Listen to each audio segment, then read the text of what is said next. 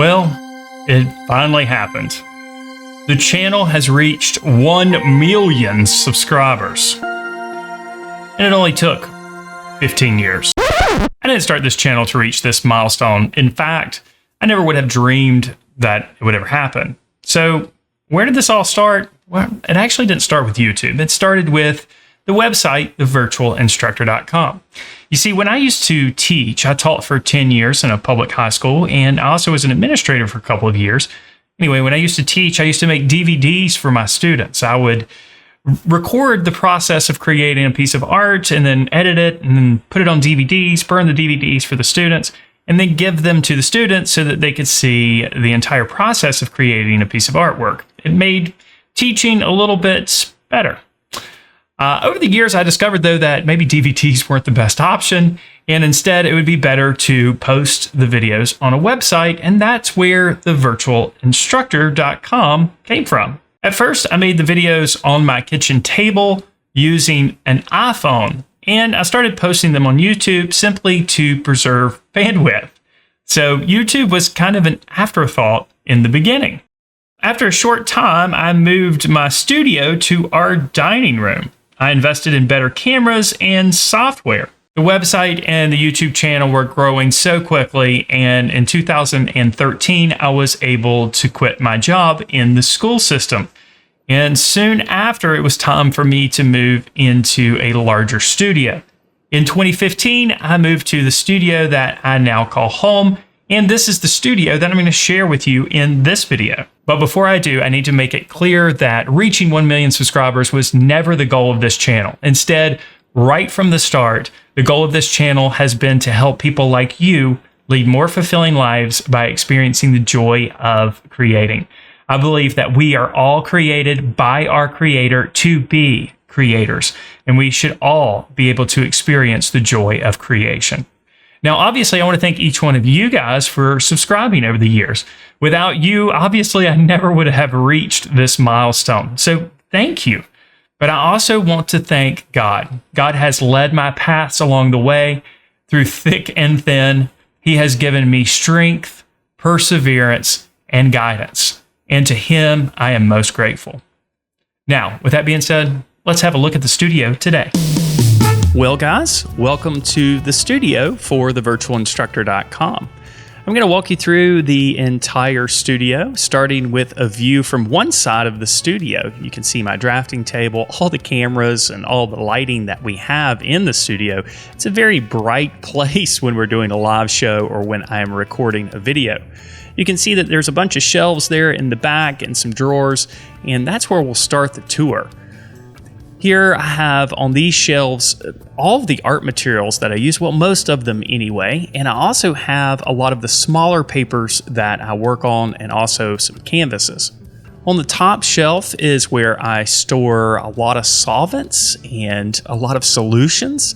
I have some old ink bottles up here as well, rubbing alcohol. This is also where I store my powdered charcoal and powdered graphite, and also the acrylic mediums that I use when I'm working with acrylics. Working our way down to the next shelf, I have a couple of shelves for papers. You can see all the different types of paper that I have stacked up here. I have gone through all different types of brands of papers and tried all different types of brands. Obviously, I have my favorites these days, but I still have such a broad variety of different papers because you guys want to see art created on different surfaces using different media. So obviously that's what we provide for you. So I have all of these papers on the second and third shelf.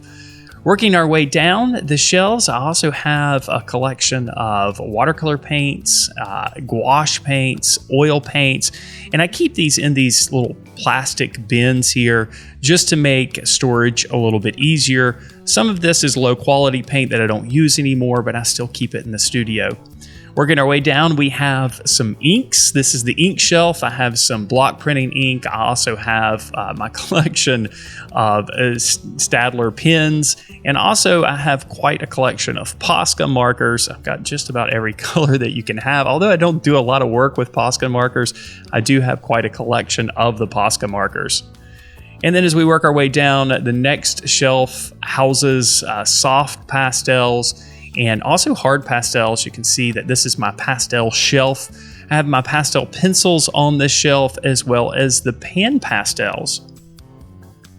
On the next shelf, we have our colored pencil collection here, and I've got quite a variety of different brands. Prismacolor Premier colored pencils are my favorite, but I have just about every brand of colored pencils that you can imagine. And then as we work down, I've got oil pastels. I have some of the cheaper oil pastels on the right, and then I have my Sennelier oil pastels there on the left. On the next shelf, I have scratchboard tools and some inks and a couple of scratchboard images that I've created. And then down on the bottom of the shelves is where I keep the acrylic paints. I have a few different brands of acrylics. I like Liquitex and Golden acrylics, so I have quite a number of those. Then over to the left side of the shelves, I have my Prismacolor Premier markers as well as more colored pencils. I have a ton of colored pencils. Here's some older pencils, Premier colored pencils that I've used in the past. And I also have a variety of different types of pencils like graphite pencils, water-soluble graphite pencils, watercolor pencils, different brands of pastel pencils over here as well. I also keep all of the sketchbooks that I've filled up in the past. Here are some of the more recent sketchbooks that I have filled up. I just keep those on the shelf. And I also have right above that some of the fan mail that I've got, cards that you guys have sent me, artwork that you guys have sent me. They're all back here, real close to me in the studio when I need a little bit of extra motivation. Now, you might have noticed this big palette here on the wall. My wife and I actually bought this at an art auction from some of our special friends at the Enrichment Center in our town. This was handmade by some of our special friends, and it's really near and dear to me, and that's why I have it in the studio. Now, I also have a stack of drawers here that I store older artwork in. These are some of the smaller drawers that I have. So I keep smaller pieces of artwork in here, but it's mainly made up of most of the older artworks that I've created. And I just stack these up in the drawer. I'll put a cover sheet when necessary, but this is just a great place to store them, to keep them nice and safe. Now, as we turn around and look back to the studio, you can see some of the screens that I use. I have a Wacom tablet there that I use for critique and for some digital instruction. And this is the desk with all the buttons that I wrongly push all the time when we're doing the live shows. And this is also where I do the artwork mainly.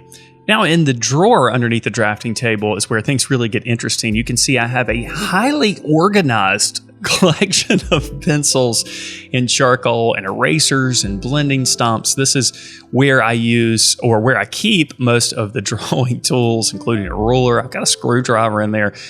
This thing is usually organized once a year. And I also have a drawer full of my collection of pencil shavings. This box is almost full of pencil shavings. It's just convenient for me to turn and sharpen a pencil and keep that there instead of putting it in a trash can. Now, on the opposite wall, I have some artwork that I've done there displayed against a wall that I built as a backdrop. I decided to change that backdrop a few years ago, but you can see I've kept it, and it's behind Ashley or I when we're doing the live shows. Now, in these drawers that exist over here on the other side of the studio, they're larger drawers, and in each drawer I keep a different medium. So I keep artwork that I've created, and each drawer is just dedicated to a different medium. This one is obviously dedicated to charcoal. I just stack the artworks up and use cover sheets when necessary. Here's another one of the drawers. This is the drawer for pastel drawings. As long as they don't get disturbed, the artwork will stay in a good shape and will not get destroyed. So I just keep these safe and handy in here until I'm ready to frame and mat them. In the bottom drawers, I keep larger sheets of paper, have a broad variety of different types of paper, and I keep those larger sheets down there. I also store some of my artwork in portfolios. Here's a look at one of the portfolios where I've got some artwork, colored pencil drawings, pen and ink drawings.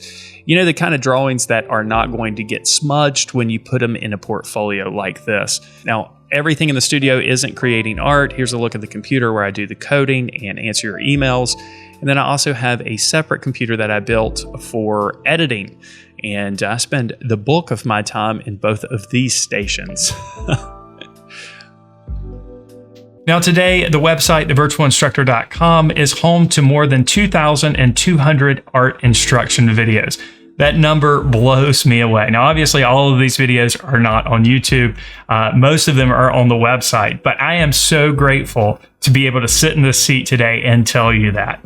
Now, to thank you for your support over the years, I would like to give back a little bit. I am going to give 5 of you watching this video right now free lifetime memberships to thevirtualinstructor.com. Now, this is a big deal because we don't even give away, we don't even offer lifetime memberships. I'm going to give away 5 free lifetime memberships to one of you guys. Now, there's a couple of things here. First of all, you have to be subscribed to the channel in order to be considered.